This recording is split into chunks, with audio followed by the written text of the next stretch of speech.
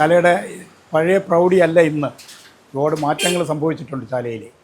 വ്യാപാരം വളരെയധികം കുറഞ്ഞു വരുന്നൊരു കാലഘട്ടമാണ്. ശരിക്കും പറഞ്ഞു കഴിഞ്ഞാൽ വൻകിട വ്യാപാരികളുടെ കടന്നുകയറ്റം നന്നായിട്ട് ഈ ചാല കമ്പോളത്തെ മൊത്തത്തിൽ ബാധിച്ചിട്ടുണ്ട്. അതുമാത്രമല്ല പാർക്കിംഗ് സൗകര്യം വളരെയധികം ഇവിടെ ഇല്ലയെന്ന് തന്നെ പറയാം. 2 വീലർ കൊണ്ടൊന്ന് പാർക്ക് ചെയ്ത് കഴിഞ്ഞാൽ ഒരു 4 വീലർ വന്നാൽ പാർക്ക് ചെയ്യാൻ പറ്റാത്തൊരവസ്ഥയാണ്. അതൊന്നും ഡിപ്പാർട്ട്മെൻറ്റിലുള്ളവർ ഇവിടെ ശ്രദ്ധിക്കുന്നില്ല എന്നുള്ളതാണ് ചാലയെ സംബന്ധിക്കുന്ന ഏറ്റവും വേദനിപ്പിക്കുന്നൊരവസ്ഥ.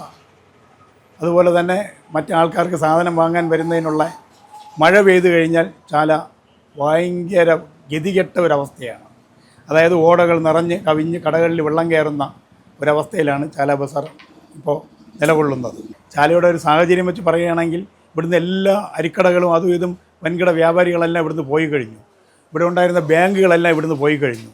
മറ്റ് വലിയ സ്ഥാപനങ്ങൾ, കുറച്ച് വലിയ ജ്വല്ലറികൾ, രാജകുമാരി ജ്വല്ലറി, അത് ഇത് ഇങ്ങനെ ഒരുപാട് പേരെടുത്ത് പറയാവുന്ന ജ്വല്ലറികളൊക്കെ ഇവിടുന്ന് വേറെ റോഡുകളിലേക്കൊക്കെ പോയി കഴിഞ്ഞു. നാഷണൽ ഹൈവേ റോഡിൻ്റെയൊക്കെ ഭാഗങ്ങളിലേക്ക് പോയി കഴിഞ്ഞു.